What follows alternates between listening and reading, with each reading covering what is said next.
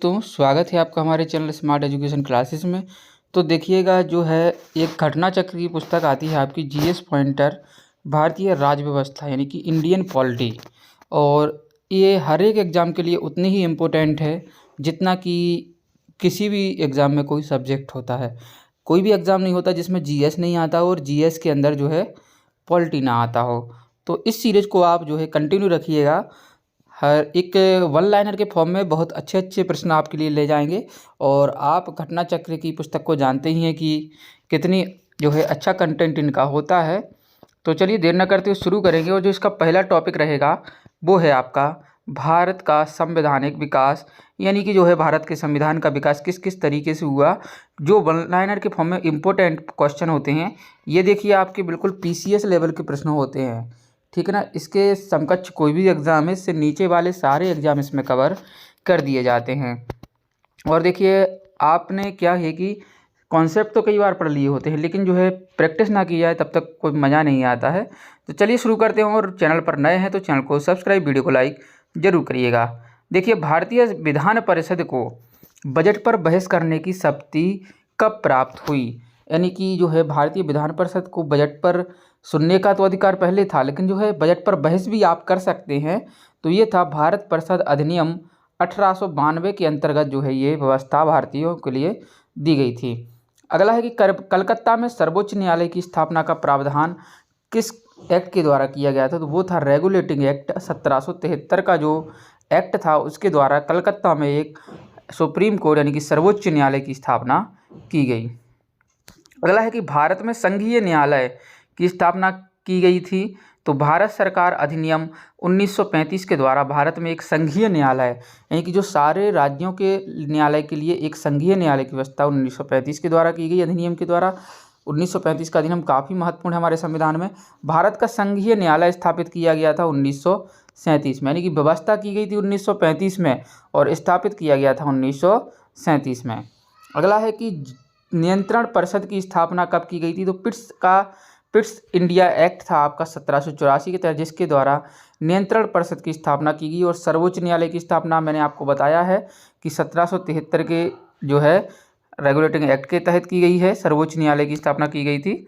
और इंग्लिश मशीनरियों का भारत में कार्य करने की अनुमति मिली थी 1813 में, यानी कि इंग्लिश जो मिशनरियाँ यानी कहें हम व्यवसायी, तो उनको भारत में अनुमति कार्य करने की अनुमति 1813 में। और गवर्नर जनरल की परिषद में कानूनी सदस्य की नियुक्ति की जाने लगी थी चार्टर एक्ट 1833 के माध्यम से।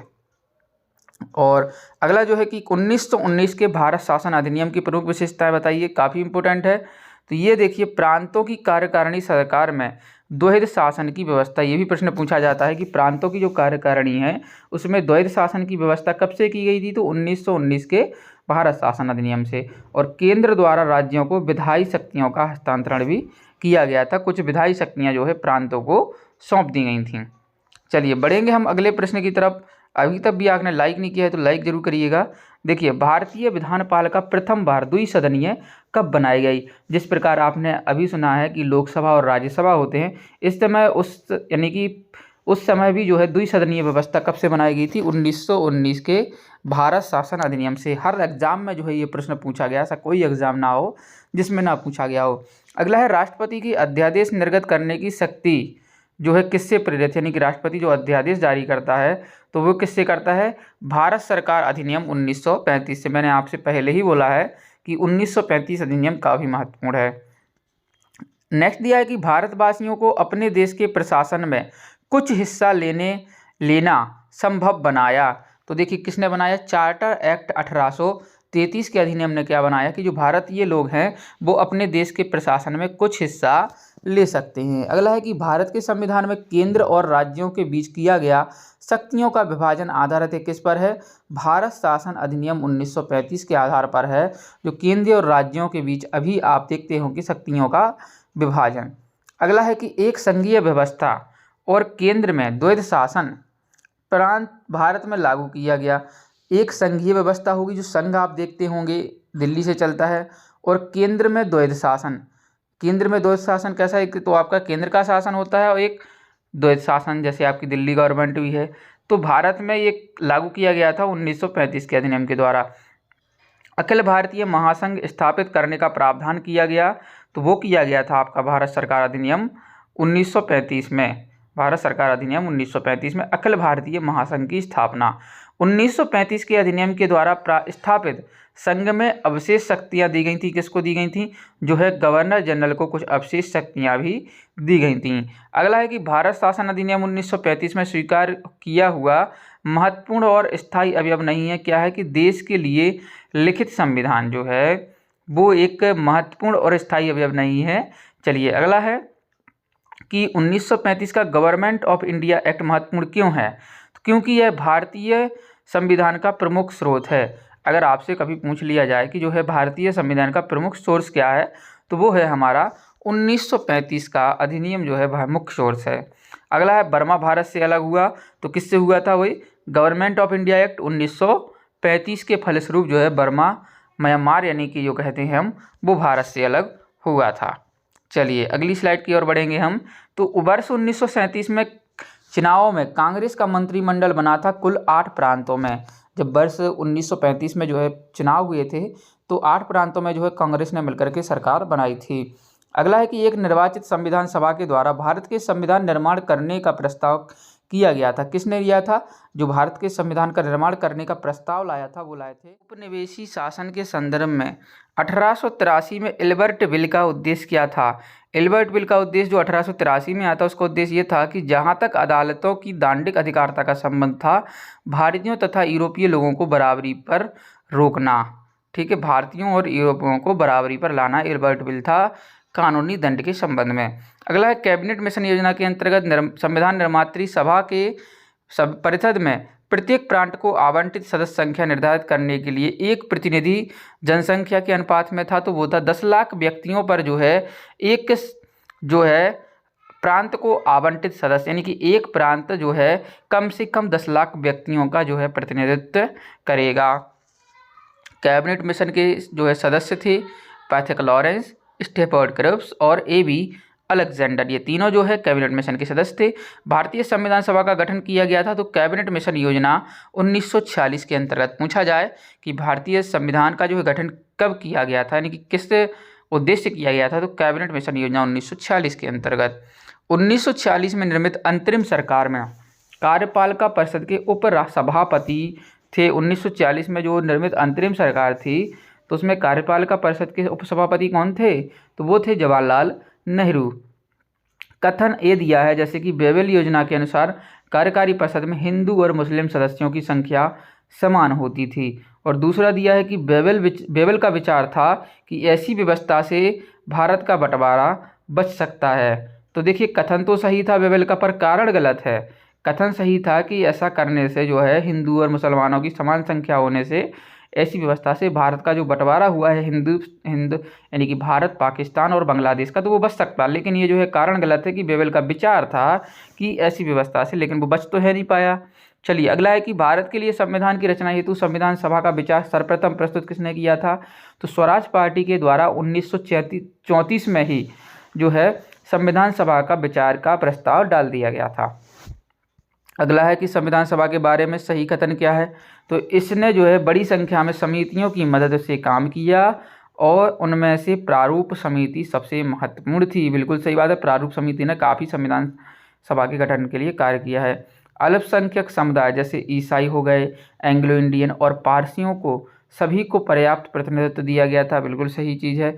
और इसकी चुनाव प्रक्रिया जो है 1935 के अधिनियम के 6वीं अनुसूची पर आधारित थी। कर, संपत्ति और शैक्षणिक योग्यता के कारण मताधिकार जो है सीमित था और एक बहुदलीय निकाय भी थी।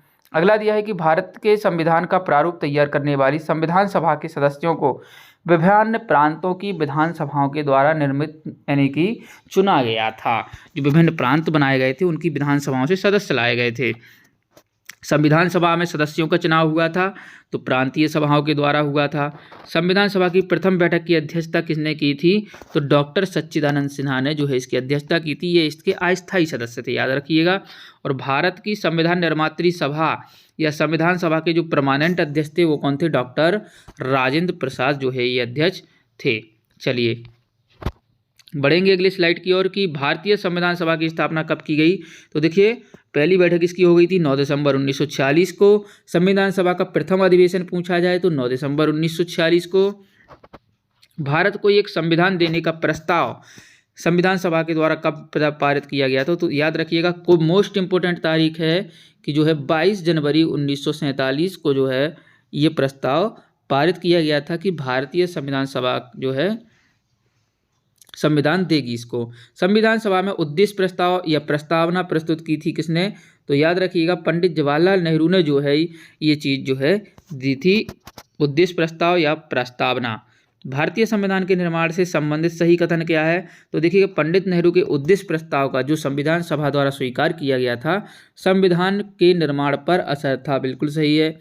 उद्देश्य का बहुत महत्वपूर्ण उद्देश्यों की पूर्ति करती है, बिल्कुल सही बात है। चलिए संविधान को भारत के लोगों ने आदेशित किया था, बिल्कुल सही बात है। जो चीज़ कही गई है कि हम भारत के लोग, तो यही तो है संविधान के भारत के लोगों को आदेशित किया था। चलिए अगला है कि भारतीय संविधान को बनाने हेतु भारतीय संविधान सभा के कुल कितने अधिवेशन हुए थे। तो मोस्ट इंपोर्टेंट प्रश्न है, तो ये जो है 12 अधिवेशन जो है हुए थे, याद रखिएगा।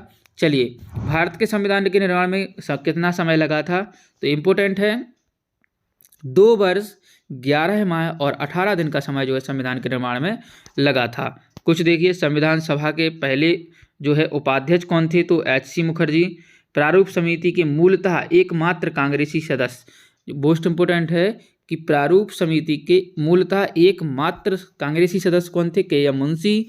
राजस्थान की रियासतों का प्रतिनिधित्व करने वाले संविधान के सदस्य थे VT कृष्णमाचारी। और संघ संविधान समिति के अध्यक्ष थे जवाहरलाल नेहरू जी।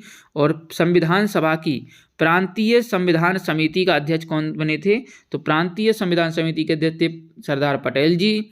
और भारतीय संविधान सभा की जो प्रारूप समिति के अध्यक्ष थे वो पूछा जाए तो आपके थे डॉक्टर भीमराव अंबेडकर जी। और संविधान सभा द्वारा स्थापित मौलिक अधिकारों और अल्पसंख्यकों हेतु सलाहकार समिति के अध्यक्ष थे सरदार पटेल जी। और अगला है डॉक्टर भीमराव अंबेडकर की अध्यक्षता में संविधान सभा की प्रारूप समिति में अन्य कितने सदस्य थे। अन्य थे 6 सदस्य, टोटल पूछा जाए तो 7 सदस्य थे। संविधान सभा ने डॉक्टर भीमराव अंबेडकर की अध्यक्षता में प्रारूप समिति का गठन कब कर लिया था। तो 29 अगस्त को जो है 1947 को जो है प्रारूप समिति का गठन किया गया। और भारतीय संविधान के निर्माण के समय संवैधानिक सलाहकार BN राव थे। और भारतीय संविधान का प्रथम प्रारूप तैयार किया था वो BN राव ने ही किया था। चलिए अगला जो है मैं आपको बताऊं कि भारत की संविधान सभा ने राष्ट्रीय ध्वज को, इम्पोर्टेंट प्रश्न है कि राष्ट्रीय ध्वज को कब स्वीकार किया। तो 22 जुलाई 1947 को जो है संविधान सभा ने राष्ट्रीय ध्वज यानी कि जो हमारा तिरंगा है उसको स्वीकार कर लिया। संविधान निर्मात्री सभा परिषद जो झंडा समिति के अध्यक्ष थे तो वो कौन थे, डॉक्टर राजेंद्र प्रसाद जी। और भारत का संविधान पूर्ण रूप से कब तैयार हुआ, तो 26 नवंबर 1949 को पूर्ण रूप से तैयार हो गया। और बात करूं मैं लागू करने की, तो लागू कब किया गया, 26 जनवरी 1950 को, क्योंकि ये डेट हमने जो है पहले से ही तैयार करके रखी थी। और संविधान को 26 जनवरी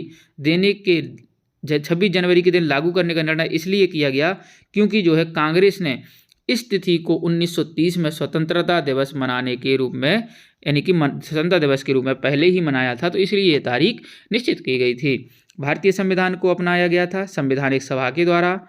और भारत का संविधान अंगीकृत कब किया गया, 26 नवंबर 1949 को। डॉक्टर भीमराव अंबेडकर का संविधान सभा से निर्वाचन किससे हुआ था, तो बम्बई प्रेसिडेंसी से इनका जो है चयन हुआ था। और डॉक्टर भीमराव अंबेडकर का जन्म पूछा जाए, मृत्यु पूछी जाए, तो ये होता है 1891 में जन्म हुआ और 1956 में जो है इनकी मृत्यु हो गई थी, दोनों ही याद रखना है।